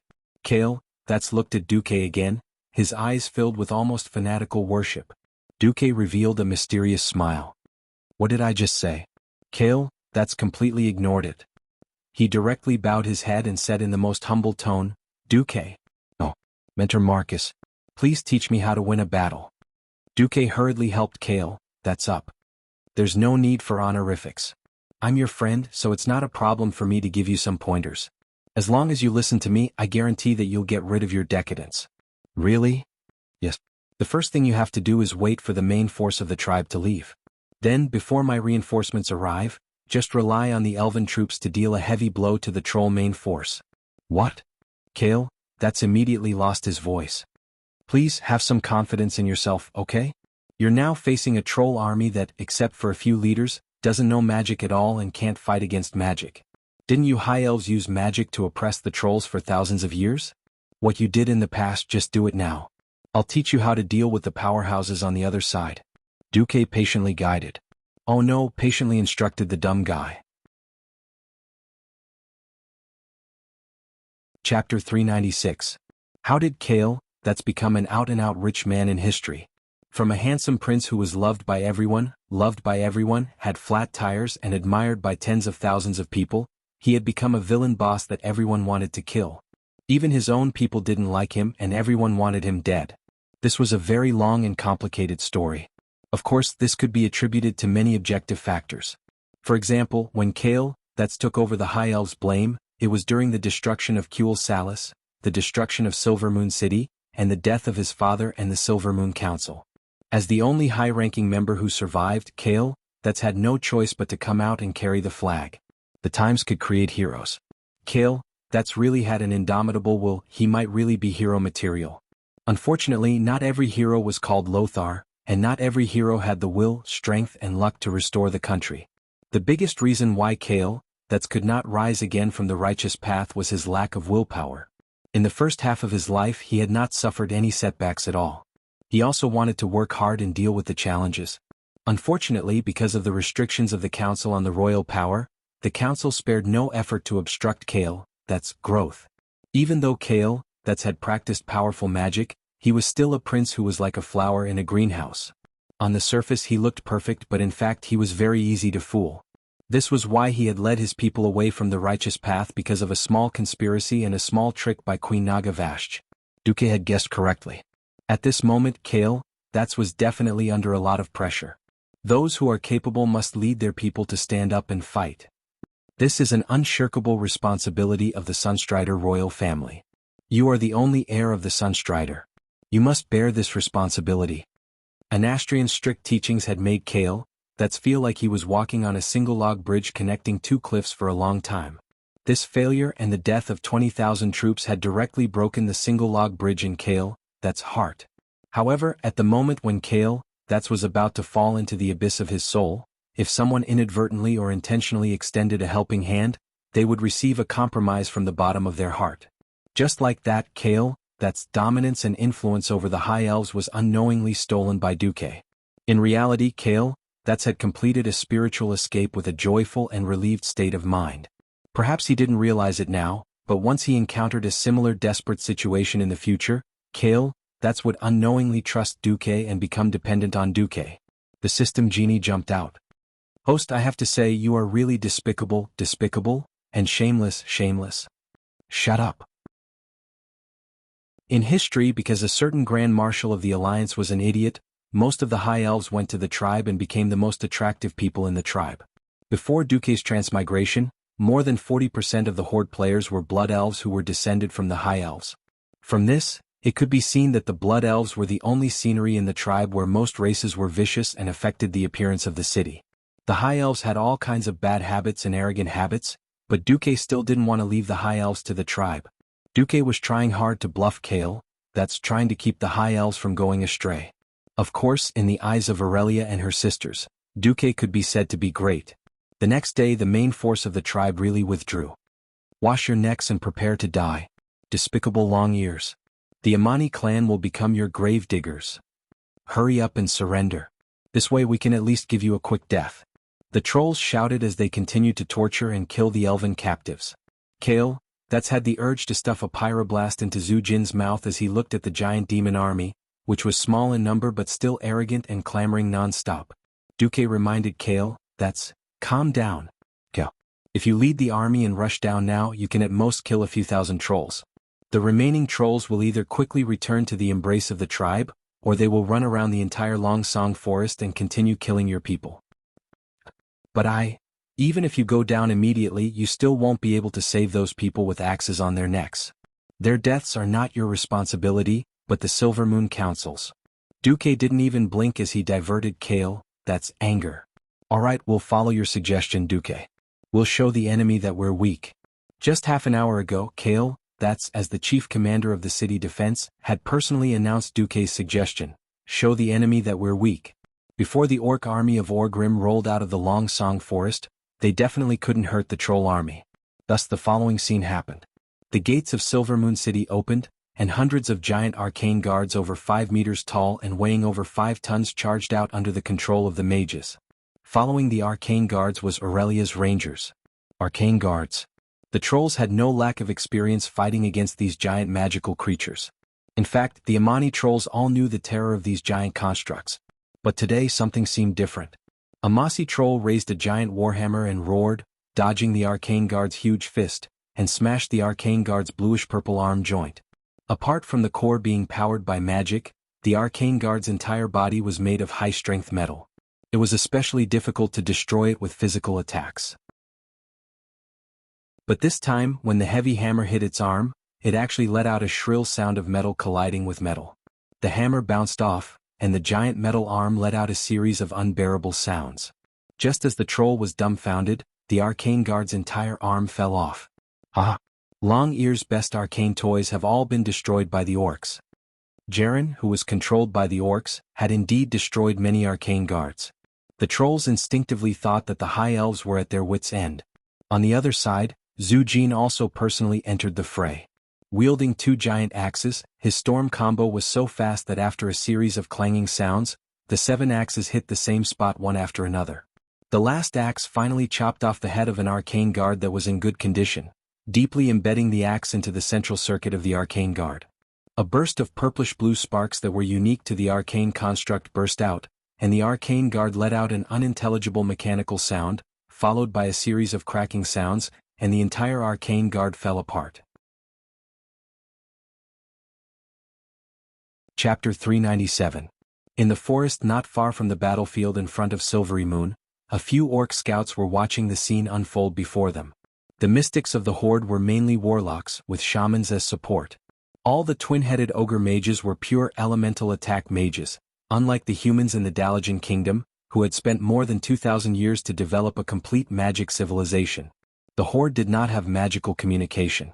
In terms of sending messages, they were still in the era of running in messengers. No one in the Horde felt that there was a problem. In fact, Orgrim was already very satisfied with the addition of the Red Dragon to the team of messengers. Now these scouts quickly got what they wanted.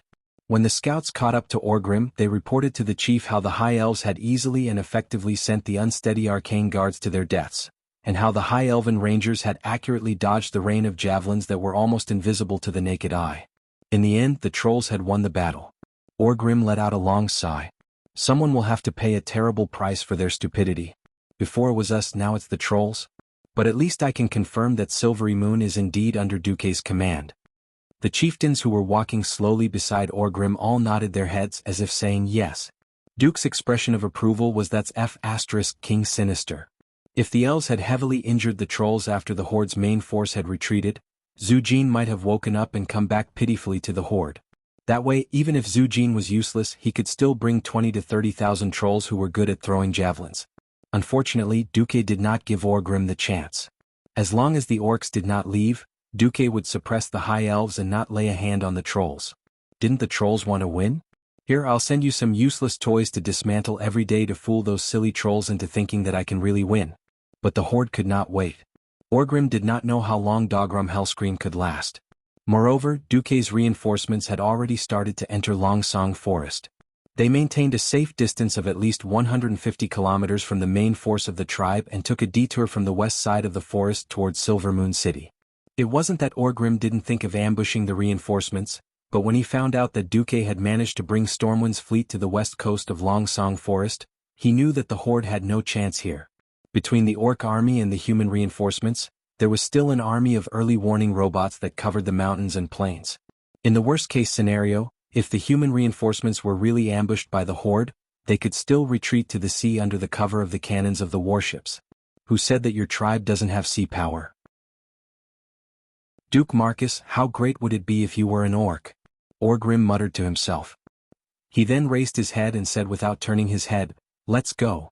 One day we will conquer the entire world.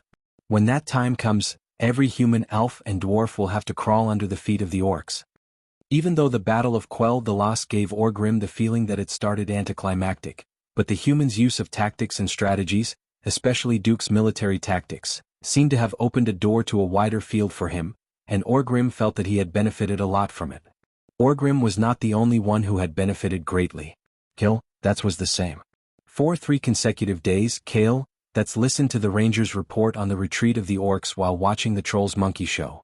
Not only Kale, but even the high elves guarding the city began to feel a sense of superiority. It had to be said that the Trolls had put in a lot of effort to attack the city. The Horde had indeed left all the siege tools for the Trolls, but there were many things that the Trolls couldn't handle. For example, Galen's giant siege vehicles that were at least 10 to 8 meters tall. With these iron siege vehicles that looked like giant wheels, Silvermoon City's 15-meter-tall, seemingly tall city walls were as fragile as building blocks. If it were the Trolls, they wouldn't even budge. The Trolls could only use some more conventional siege weapons. Unfortunately, every time they got close to the city walls, Silvermoon City would open the gates and release the dogs. No, the arcane guards, to counterattack. Regardless of how many there were, the arcane guards worked well. They looked intimidating enough. The 4 Windrunner sisters and the Silvermoon Council members were also on the city walls. If the Trolls dared to attack the city, the elves would dare to massacre them. In any case, the elves only defended and did not attack. They held out for 3 whole days. On the morning of the 3rd day, it was time for the final battle. Countless small teams of soldiers came out of Silvermoon City's barracks. They quietly passed through the streets and alleys, forming a torrent. They practically filled all the streets, alleys, squares, and roads near the south gate of Silvermoon City. In the widest square, the most elite Imperial Guards were lined up in a few huge square formations. At the front of the square formation, there were 3 neat rows of arcane guards that were completely different from the previous 3 days. They were bigger and more majestic. In front of the arcane guards, there were a lot of thick armor with long steel spikes for collisions. The arcane guards had completely become war machines, and not the guards that the arcanists used to guard their homes. And the nimble elven rangers covered the roofs of almost all the houses on the side of the square. Originally, none of the high-level elves approved of Kale, that's risky counterattack. Even though the main orc force had left, there were still more than 50,000 trolls outside. Even more trolls heard the news and swarmed over from all over the Lordaeron continent to participate in this revenge against the High Elves. But when Duque secretly brought Anastrian and Kale, that's to a forest to the west of Silvermoon City, the Sunstrider father and son immediately understood Duque's intentions. The 800 Griffin Knights led by the Wildhammer Dwarf King, Kudrin, was the greatest insurance. If anything really happened, these griffins could definitely come out at the critical moment to teach the trolls a lesson. Wasn't this kind of easy victory the best way to restore the reputation of the Sunstrider Wang family? Leaving a few trusted aides by Qudren's side to act as liaisons and surveillance, the Sun King brazenly pushed for this great counterattack. Whoa! The rhythmic sound of the elven horn stunned Zhu Jin, who was preparing to attack the city. The gates of Silvermoon City opened once again. Unlike the previous few times, as if afraid that the trolls would take the opportunity to rush in, only one gate was opened. This time, all 7 gates were opened. Like water slowly overflowing a dam, the High Elves' torrent rushed out of Silvermoon City. Every troll was dumbfounded. Chapter 398. The first to bear the brunt were the modified arcane guards. The trolls began to doubt their eyes when they saw the arcane guards that were completely different from the elves. The elven arcane guard had soft curves all over its body. Apart from its huge fists, when the arcane guard was motionless, it looked like a huge sculpture. The modified arcane guards were filled with a primitive and barbaric style. Their arms, elbows, shoulders, chests, calves, and knees were all covered with hard steel spikes that were at least half a meter long or sharp crescent-shaped blades. He had completely become a killing machine. The arcane constructs at the very front completely ignored all of the trolls' projectiles. The metal javelins and catapults bounced off as soon as they hit the trolls. The hammer dismantling Gundam, that had worked thousands of times before, could not find a place to attack now. A few brave trolls charged forward, but the charging elves did not even spare them a glance. Every elf stared at the trolls as if they were idiots. That was the truth. The sledgehammers were stuck in the dense spikes of the arcane guards. It was wishful thinking to hit the joints. As a result, the trolls were directly hit by the arcane guards. They were definitely lucky to be sent flying with a few broken ribs and vomiting blood. The ones who suffered the most were those who were nailed to the calves of the arcane guards like pieces of beef waiting to be barbecued. They were neither dead nor alive. The trolls' powerful healing ability made them unable to die for a long time. Their bodies were hooked by the slightly curved spikes and could not be pulled out at all.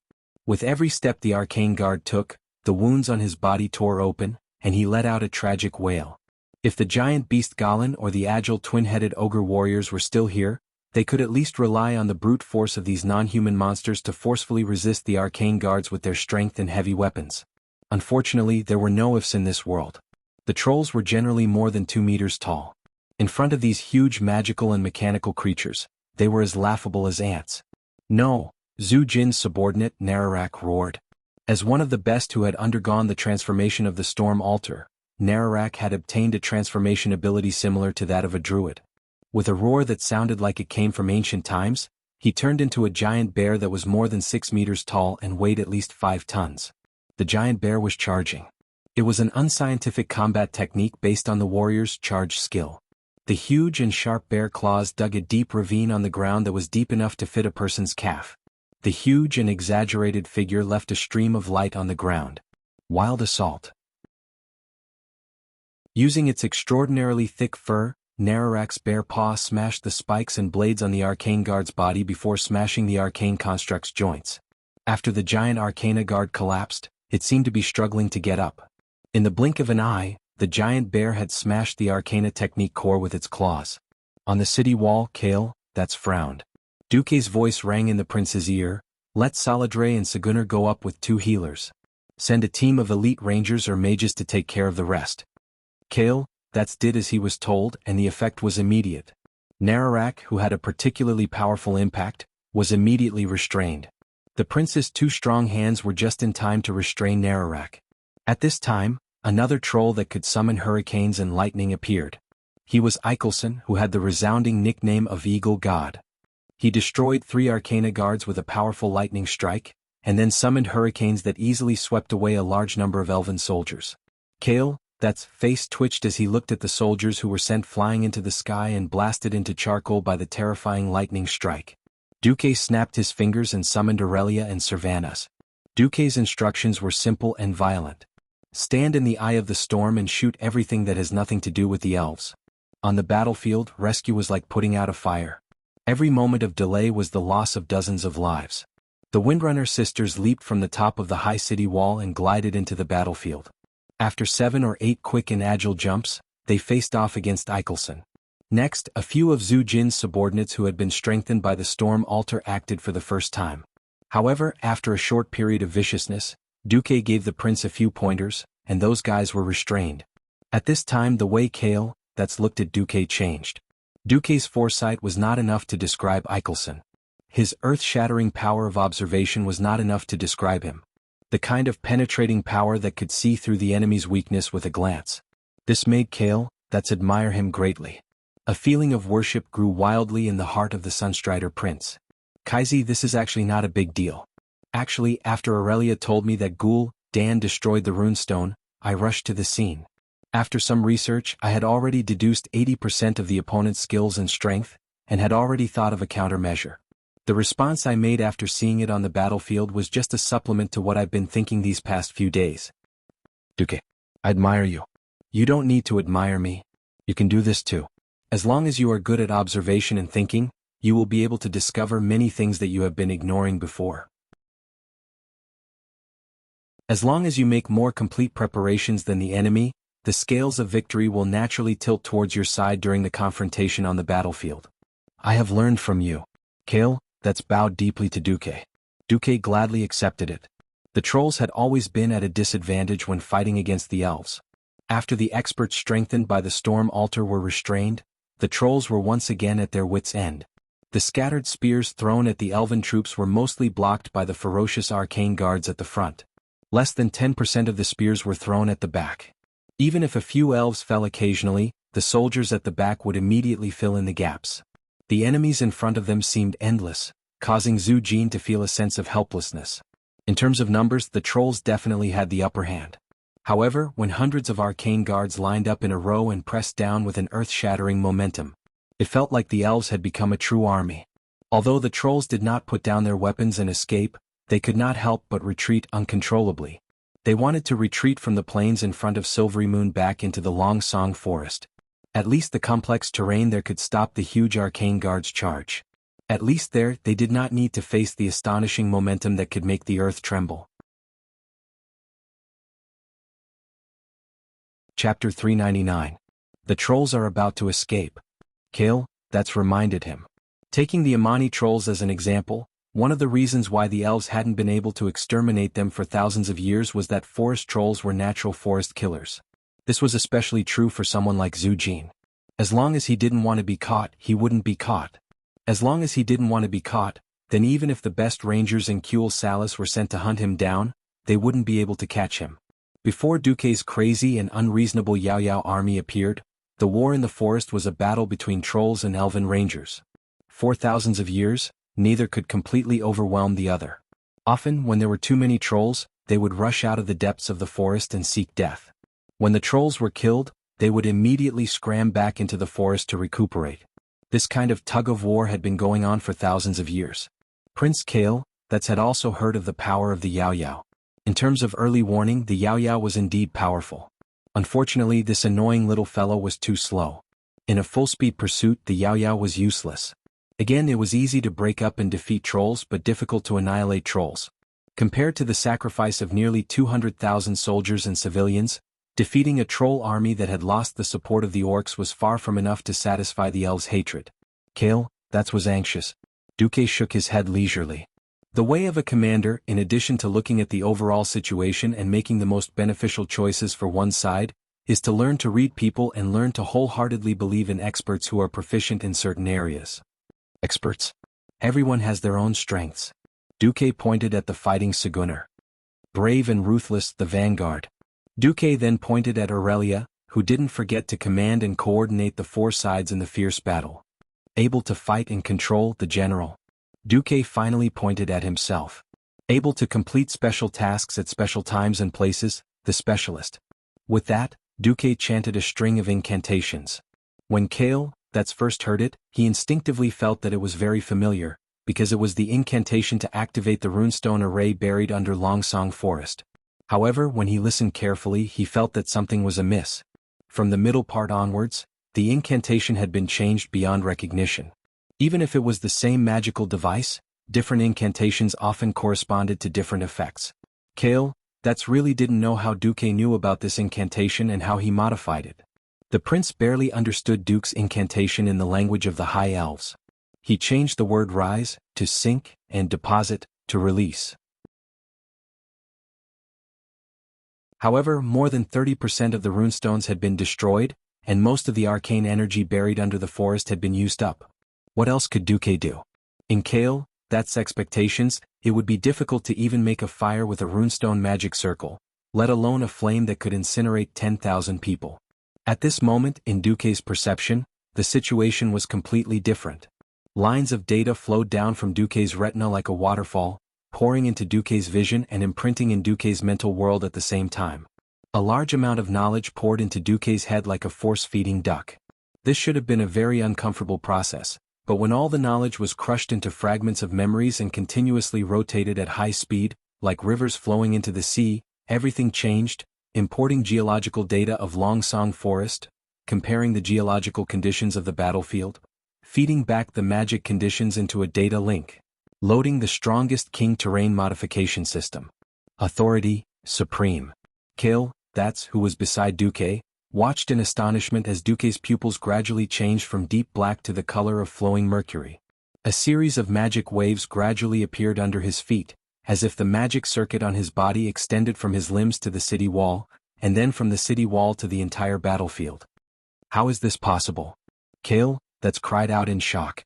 As the ancestors of magic, the biggest difference between the High Elves and the city wall was that they solidified the city wall of Silvermoon City with magic to prevent the wall from collapsing under the effects of high temperatures and low temperatures. Even the Sun King himself, who had built the city wall back then, could not allow his magic to pass through the city wall. This was because the city wall had been reinforced and solidified many times with magic. However, Duque did it. Boom. The large area where the troll stood seemed to have experienced an incomparably violent earthquake. Suddenly the entire area shook. Standing on the high city wall, Kale, that's and a few counselors of the Silvermoon Council could see the entire battlefield even more clearly. It was as if an indomitable giant beast had chomped down on the area behind the troll. A huge crescent-shaped area suddenly sank by a full 5 meters. No, it's not just 5 meters. It was as if the shapeless behemoth was biting down again, making the 3-kilometer-long semicircular pit even deeper. Boom. There was another loud noise. Every time a loud noise came from the ground, the crack would expand, deepen, and widen. No troll knew how deep the dark trench was, but it was already more than 30 meters wide. No. The trolls were horrified to find that their escape route had been cut off. Before entering the forest again, they first had to face the huge trench that could not be crossed by themselves. At this moment, Duque smiled. Kale, please. Use your flames to make the trolls jump into the trench and go to hell. Kale, that's eyes widened. He suddenly realized that this was the hunt that Duque was talking about. Without hesitation, Kale, that's activated all the magic circuits in his body. His entire body rose into the air and burst forth with a strong light that was enough to dazzle the eyes of every warrior on the battlefield. The power of the flames that flowed out of Kale, that's body was too terrifying. In just a few breaths, he turned into a huge and illusory fire phoenix.